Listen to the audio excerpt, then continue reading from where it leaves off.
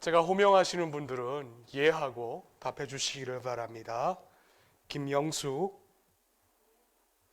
유경애, 황점단, 김태자, 김숙조 다 일어나시기를 바랍니다.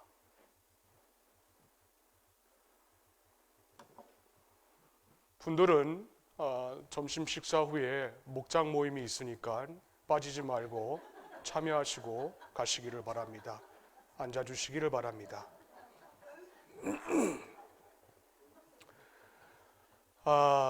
여러분, 오늘은 부활 주일입니다. 그래서 조금 늦게 마칠 것을 감안하시고 이 예배에 참석해 주셔야 하겠습니다. 여러분, 부활은 하나님이 정해 놓으신 법칙입니다. 하나님이 창조하신 우리 자연계에도 있고, 그리고 이 부활은 우리 인간 세계에도 부활이 있습니다. 여러분, 자연계를 한번 잘 들여다보시기를 바랍니다. 자연계를 잘 들여다보시면 그 신비로운 부활의 법칙이 작동하고 있는 것을 우리가 확인할 수가 있습니다. 그래서 종교개혁자인 마틴 루터도 이런 말을 하였습니다.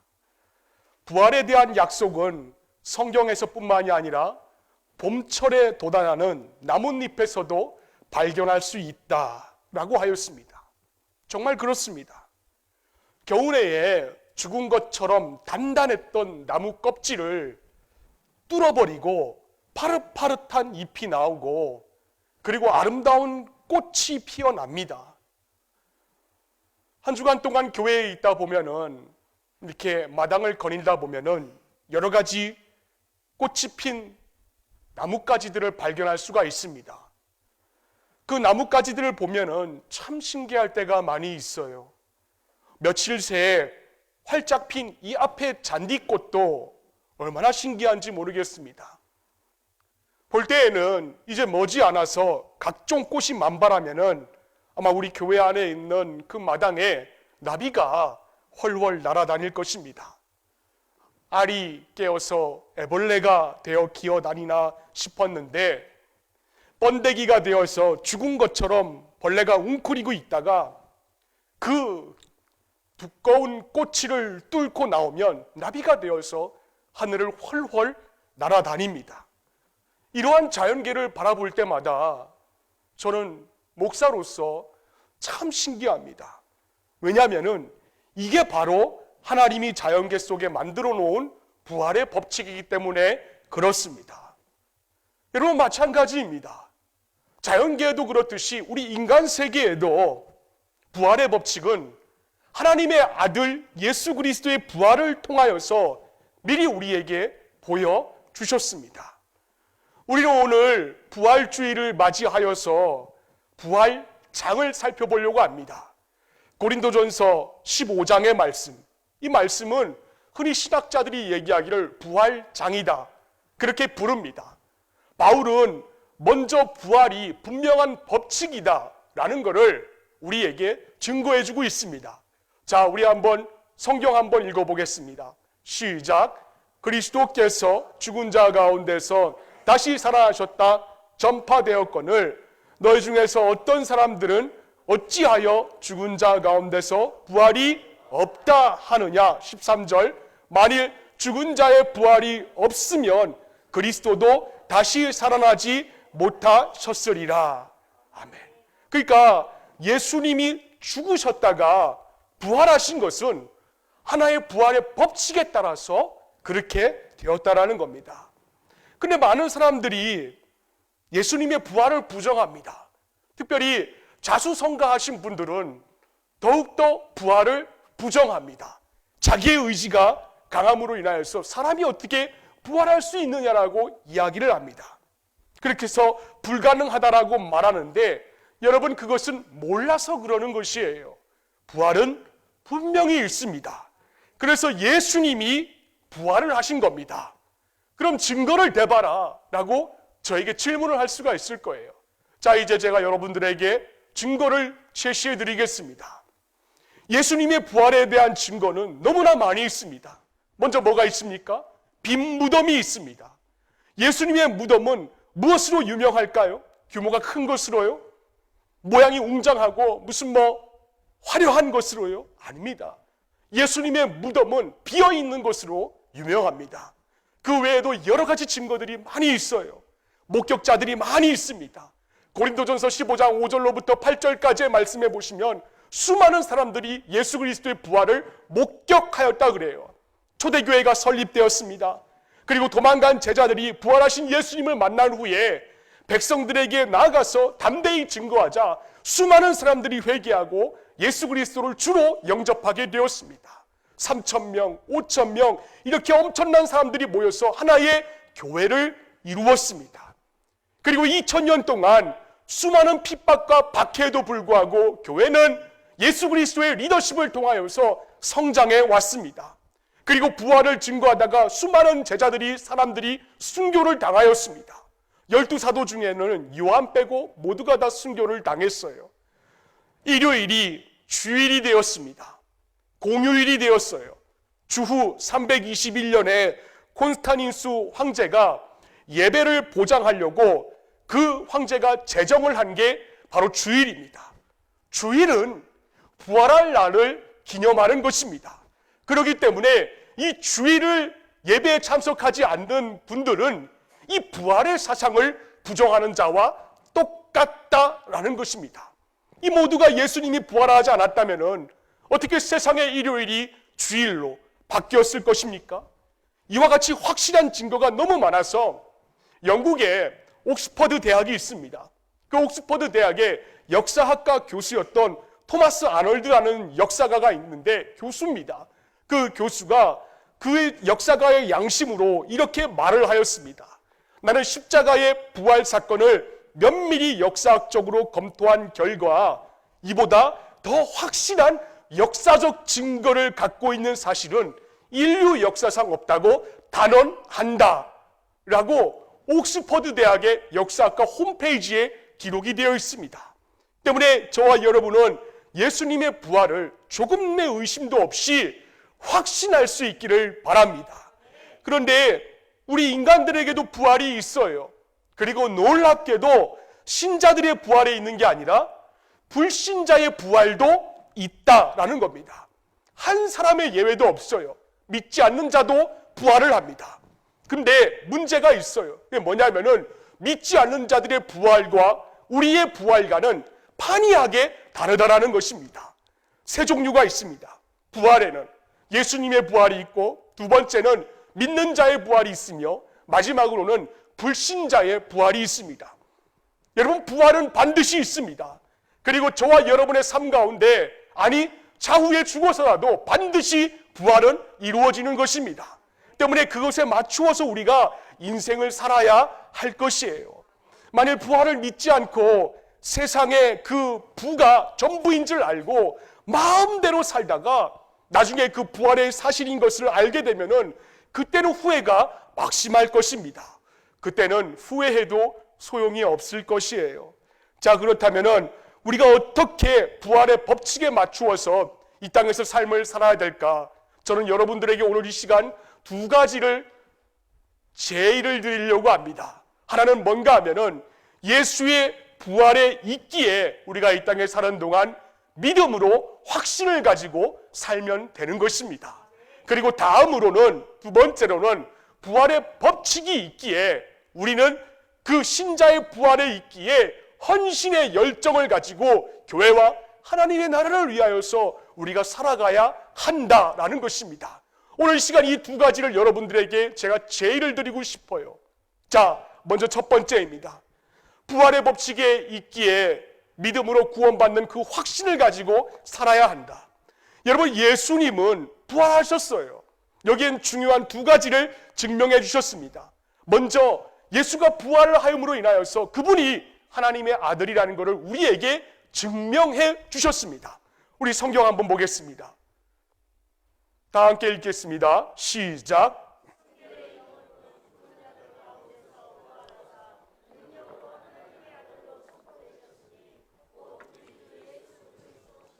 아멘입니다. 죽은 자들 가운데서 부활하사 하나님의 아들로 선포되었다니.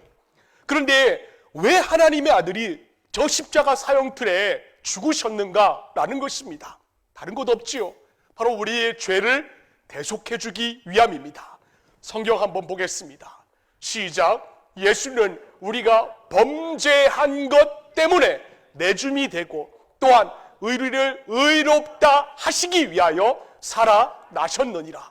범죄하는 것 때문에 내줬고 우리를 의롭다 하시기 위하여 다시 살아나셨다라는 것입니다. 예수님이 부활하심으로 이런 사실을 우리에게 증명해 주셨습니다.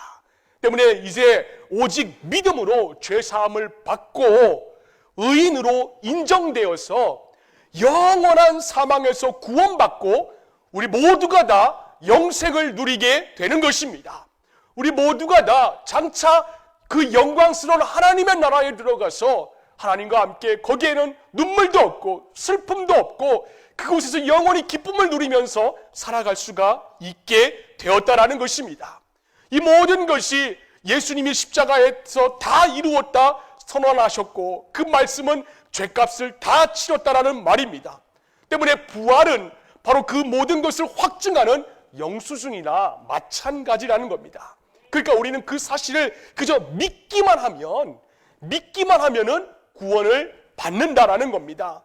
여러분, 이 얼마나 놀라운 축복이에요. 그런데 만일 부활이 없다면 어떻게 하겠습니까? 예수님이 죽으시고 여러분 그냥 그것으로 모든 성자들과 다른 성인들과 똑같이 그냥 무덤에서 죽었다 그랬다면은 어떻게 되는 것입니까? 우리 성경 한번 읽어보겠습니다. 시작. 그리스도께서 다시 살아나신 일이 없으면 너희 믿음도 헛되고 너희가 여전히 죄 가운데 있을 것이요 또한 그리스도 안에서 잠자는 자도 망하였으리니 만일 그리스도 안에서 우리가 바라는 것이 다만 이 세상의 삶뿐이면 모든 사람 가운데서 우리가 더욱 뭐라고요? 불쌍한 자라는 것입니다. 부활이 사실이 아니면은 여러분들은 또 저는 이 세상에서 정말 불쌍한 자들이라는 겁니다. 왜? 죽으면 끝인데 그것은 거짓말에 속은 되는 것이기 때문입니다. 교회의 시간도 그리고 여러분의 헌금도 갖다 바치는데 얼마나 억울합니까? 말씀 전하는 목사나 또 해외에 나가 있는 선교사들이나 그들은 순 거짓말쟁이이고 사기꾼이 되어버리는 것입니다. 특히 바울 같은 사람, 오늘 본문의 저자인 이 바울 같은 사람은 정말 불쌍하고 정신이 돈 사람이 되는 것입니다. 귀족이고 박사이고 부자였고 로마 시민권자였는데 그 모든 것을 다 배설물로 버리고 그리고 부활을 믿고 증거하다가 참수형을 당했으니 말입니다. 그러나 여러분들은 안심할 수 있기를 바랍니다. 예수 그리스도의 부활이 있기에 우리는 믿음으로 구원을 받았습니다. 할렐루야! 이 세상에서 우리는 모두가 다 영생의 기쁨을 모두가 다 누리고 하나님이 부르시면은 당당히 우리가 하나님의 나라에 들어갈 수 있기를 바랍니다. 자, 다음으로 예수 그리스도의 부활의 법칙이 있다면 우리가 어떻게 살아야 되는가? 예수 그리스도의 부활의 법칙이 있다면은 헌신의 열정, 교회와 하나님의 나라를 위하여서 그 열정을 우리가 회복해야 한다는 것입니다. 바울은 분명히 우리들도 부활하실 것을 증명하였습니다. 성경 한번 보겠습니다. 시작. 그러나 이제 그리스도께서 죽은 자 가운데서 다시 살아나사 잠자는 자들의 첫 열매가 되셨도다. 아멘. 첫 열매가 열리면은 그 후에 두 번째, 세 번째 비슷한 열매도 있다라는 겁니다. 즉 예수님이 처음으로 부활하셨는데 우리 모두도 장차 그런 모습으로 예수님과 같이 부활하게 된다라는 겁니다. 그래서 고린도전서 15장 22절 말씀에 보시면 아담 안에서 모든 사람이 죽은 것 같이 그리스도 안에서 모든 사람이 삶을 얻으리라 라고 하였습니다. 여러분, 그런데 이 말씀 가운데 반복되어 나타나고 있는 단어가 있습니다. 그게 뭐냐면 모든이라는 단어입니다. 하지만 앞에 아담 안에서 모든 사람이 죽은 것과 그리고 하반절에 그리스도 안에서 모든 사람이라는 말씀은 분명 판이하게 다른 뜻입니다. 상반절의 모든은 모든 인간을 가리킵니다. 그러나 하반절의 모든은 그리스도 안에 있는 모든 사람, 즉 여기서 예배드리고 있는 우리 모든 지체들을 포함하고 있는 것입니다. 그러기에 바울은 지금 우리에게 무엇을 전달하려고 하냐면은 그리스도의 부활을 하셨기 때문에 그리스도 안에 있는 모든 사람들은 그리스도와 함께 부활하실 것이라는 사실을 우리에게 증명해 주고 있는 것입니다. 자, 그렇다면은 여러분이 언제 부활하게 될까요? 우리 믿는 자들이 언제 부활할까요? 성경은 신자들이 그리스도의 재림 때 부활하실 거라고 말씀을 하셨습니다. 그때를 우리는 마지막 날이다라고 부릅니다. 신자들의 부활이 주님 이 땅에 재림하실 때에 발생하실 것이라 라는 것이에요. 그래서 데살로니가전서 4장 16절 말씀에 우리 한번 보겠습니다. 시작. 주께서 하나님의 강림하시라니. 그리스도 안에서 죽은 자들이 뭐라고요? 먼저 일어납니다. 하늘로부터 강림하실 때에 그리스도 안에서 죽은 자들이 뭐라고요? 먼저 일어납니다. 먼저 일어나요. 그리고 이때를 요한복음 6장 54절 말씀해 보시면 내 살을 먹고 내 피를 마시는 자는 영생을 가졌고 그 다음 뭐라 그랬습니까? 마지막 날에 내가 그를 다시 살리리니 라고 하였습니다. 때문에 우리가 다시 부활할 날은 언제 어느 때가 정해진 것이 아니라 마지막 날이라는 것을 우리가 알 수가 있습니다. 그런데 많은 분들이 궁금해하시는 분들이 있습니다. 저에게 질문을 하세요. 그게 뭐냐면 목사님의 권고하신 대로 장기기증 서약서를 썼습니다. 그런데 장기기증 서약서를 쓰고 사후에 팔은 저쪽에 가고 그리고 내 머리는 이쪽에 가고 내 심장은 저쪽에 가면은 우리가 부활할 때에 우리가 어떤 몸으로 다시 합체될 수가 있습니까? 라고 저한테 와서 순수하게 질문을 하시는 분이 계세요. 여러분, 제가 그 질문에 답변을 드리겠습니다. 그게 뭐냐면은 우리가 그리스도가 오기 전에 육신은 흙으로 지었기 때문에 다 흙으로 돌아갑니다. 어떻게 부활을 이룰 수 있는가? 우리 한번 보겠습니다. 시작. 형제들아, 내가 이것을 말하노니 혈과 육은 하나님 나라를 이어받을 수 없고 또한 썩는 것은 썩지 않은 것을 유업으로 받지 못하느니라. 아멘입니다. 혈과 육은 하나님의 나라를 이어받을 수가 없다라고 했습니다. 우리의 피와 우리의 육신은 하나님의 나라를 이어받을 수가 없다라는 것입니다. 바울이 지금 말하려고 하는 것은 우리의 몸이 부활하는데 지금의 여러분들의 몸과 같이 연약하고 아프고 소멸되기 쉬운 인간의 모습으로 부활체가 결정되는 것이 아니라는 것입니다. 즉 바울이 말하려고 하는 것은 우리가 물론 부활하면은 음식도 먹는다. 예수님이 그러셨습니다. 또한 부활하면은 예수님을 보면서 제자들이 알아본 것처럼 부활하면은 우리가 상대방을 알아볼 수도 있습니다. 그러나 중요한 것은 우리의 영혼만 부활하는 것이 아니라 우리의 육신도 지금 이 상태에서 새로운 몸으로 갱신된다라는 것입니다. 그래서 바울이 우리 한번 보겠습니다. 성경 한번 보겠습니다. 시작. 보라 내가 너희에게 비밀을 말하노니 우리가 다 잠잘 것이 아니요 마지막 나팔에 순식간에 호련히 뭐한다고 그랬습니까? 다 변화되리니 라고 하였습니다. 또 나팔 소리가 나매 죽은 자들이 썩지 아니할 것으로 그 다음에 변화되리라고 하였습니다. 변화되는 것입니다. 우리의 몸이 지금 이 상태의 육신이 아프지도 않고 죽지도 않을 영생할 몸으로서 다시 변화, 갱신된다라는 것입니다. 그런데 또 한 가지 중요한 게 있습니다. 그게 뭐냐면은 우리가 부활하면은 그 영광체도 다 다르다라는 것입니다. 여러분, 우리 부활하면은 우리의 몸이 영광이 됩니다. 그래서 성경에 이렇게 나와 있습니다.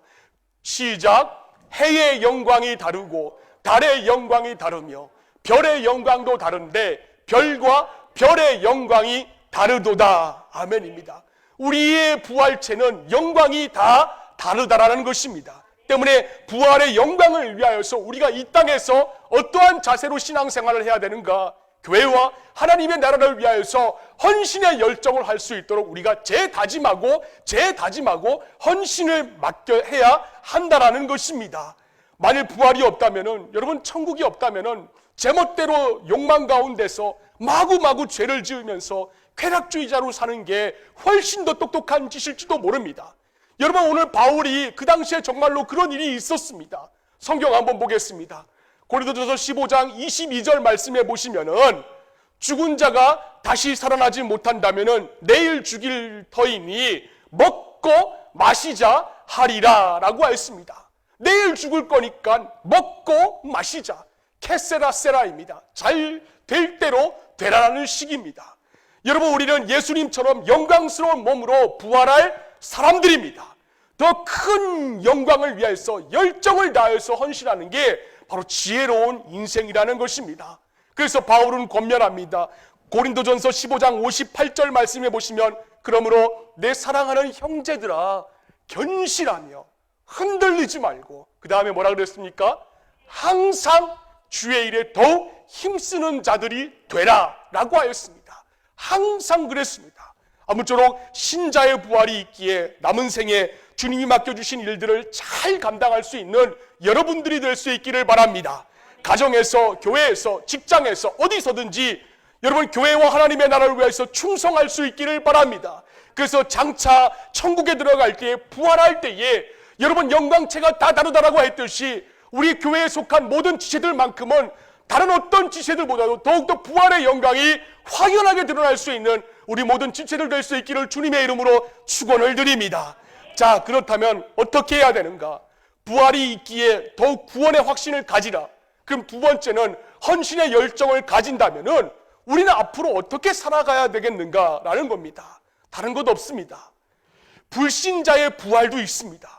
불신자의 부활도 있기에 우리는 그들에게 내가 전한, 내가 경험한 하나님, 내가 경험한 예수님을 흘려보내면 되는 것입니다.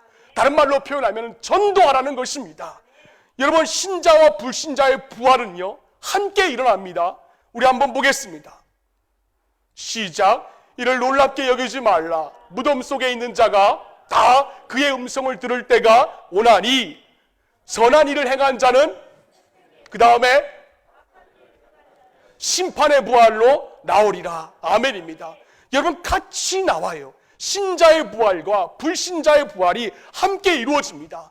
그래서 무덤 속에 있는 자가 다 그의 음성을 들을 때가 온다라는 것입니다. 이때는 모든 사람이 그리스도의 음성을 듣고 죽음에서 부활할 것이라는 때입니다. 하지만 불신자들이 받아야 될 심판은 우리가 받아야 될 심판과는 판이하게 다릅니다. 그들이 받을 심판은 상급 심판이 아닙니다. 그들이 받을 심판은 정죄 심판입니다. 우리가 받을 심판은 상급 심판입니다. 그렇기 때문에 먼저 믿고 신자된 우리는 반드시 그들에게 복음을 전해야 됩니다. 사랑하는 남편에게, 사랑하는 딸에게, 사랑하는 자녀에게, 사랑하는 내 피가 흐르고 있는 내 모든 혈육들에게 예수 믿고 함께 부활할 수 있도록 여러분 전도할 수 있기를 바랍니다. 구원이 너무 귀하고 좋은 것이니까 모르는 사람들에게 알려주기 위해서는 구원의 은혜에 감사해서 주님의 명령에 순종하기 위해서 등, 그런데 중요한 또 한 가지는 영원한 사망, 즉 지옥의 형벌이 있고 불신자들의 영혼뿐만이 아니라 육체도 함께 부활을 해서 영원히 그들은 고통 가운데서 영원한 삶을 산다라는 것입니다. 바울이 본문에서는 예수님과 신자의 부활만 언급했지만은 다른 데 보면은 불신자의 부활도 함께 증거하고 있습니다. 우리 성경 한번 보겠습니다. 시작. 그들이 기다리는 바 하나님께 향한 소망을 나도 가졌으니 곧 의인의 악인의 부활이 있으리라 함이니라.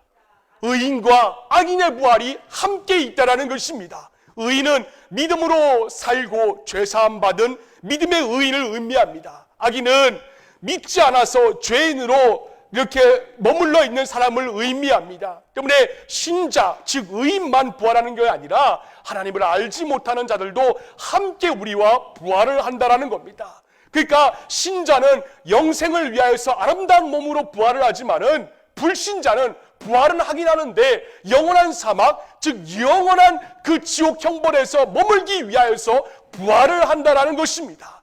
둘 다 부활은 똑같습니다. 한쪽은 영원히 살고 또 다른 한쪽도 영원히 사는데, 다른 것은 한쪽은 하나님의 나라에서 그곳에서 눈물도 없고 슬픔도 없고 아픔도 없는 그곳에서 영원히 살고, 또 다른 한쪽은 이 땅에서 아무리 흥청망청 살아도 또 다른 한쪽은 영원한 사망, 그 지옥 불구덩이에서 산다라는 것입니다. 영원히 갈라집니다. 여러분, 이게 얼마나 중요한지 우리가 잘 알고 있지 않습니까? 거지와 부자 나사로의 그 성경의 말씀을 통하여서 부자가 지옥에 가서 믿지 않는 것을 후회했습니다. 하지만 그때 후회해봤자 소용이 없었습니다. 그러자 세상에 있는 형제들에게 그 부자가 복음을 전하려고 하였습니다. 전도할 마음이 생겼다는 겁니다. 그러나 그것마저 거절당하였습니다. 왜요? 지옥에 간 사람도 그렇다면은 우리가 전도하지 않으면은 나중에 얼마나 우리의 삶이 후회가 되겠습니까? 여러분, 거기에서는 여기도 갈 수도 없고 여기에서는 이쪽으로 갈 수도 없다라고 분명히 성경 말씀에는 규정해 놓았습니다. 특별히 우리는 복음의 빚진 자들입니다. 우리나라의 공식적으로 최초의 선교사는 언더우드와 아펜젤로 선교사입니다. 그들은 1885년 4월 5일 정확히 130년 전에 지금의 인천항에 도착을 하였습니다. 그때도 오늘이었습니다. 부활주일이었어요. 그때 아펜젤로는 이렇게 기도하였습니다. 우리는 부활주일에 하나님 여기 왔습니다. 이날 죽음의 철장을 부수신 주님께서 이 백성들을 얽매고 있는 줄을 끊어버리시고 그들로 하나님의 자녀들이 얻는 빛과 자유를 얻게 하여 주시옵소서. 정말 그 기도 때문에 이 민족 가운데 큰 구원의 역사가 나타날 수가 있었던 것입니다. 그 결과 오늘 이 4월 달에 저와 여러분이 이 자리에 앉아 있을 수가 있는 것입니다. 이제는 여러분의 차례입니다. 여러분이 부활체이고 여러분이 영생할 수 있다는 것을 믿으신다면은 여러분이 믿지 않는 남편과 복음을 우습게 알고 있는 여러분들의 자녀들에게 복음을 흘려보냄으로 인하여서 함께 예배를 드리고 부활의 영광을 맛볼 수 있는 우리 모든 공동체가 될 수 있기를 주님의 이름으로 축원을 드립니다. 우리 이 시간 기도하겠습니다. 하나님 아버지, 감사합니다. 하나님, 우리가 이 땅에서 살아가는 동안 부활의 기쁨을 누리고 살아갈 수 있는 우리가 되게 하여 주시옵소서. 늘 기쁨이 충만하게 하여 주시고 믿음으로 담대하며 교회와 하나님의 나라를 위하여서 더욱더 헌신의 열정을 위하여 살아갈 수 있는 우리 모든 지체들 될 수 있도록 하나님께서 역사하여 주옵소서. 특별히 아버지 하나님, 신자의 부활과 불신자의 부활도 있다라고 하였습니다. 내 남편이, 내 아내가, 내 자녀가 하나님 불신자로서 심판의 부활로 이를 때에 하나님, 내가 그러한 장면을 목도하지 않도록 그들에게 복음을 흘려보낼 수 있는 내 모습이 되게 하여 주시옵소서. 감사를 드리오며 거룩하신 예수님의 이름으로 간절히 기도를 드립니다. 아멘.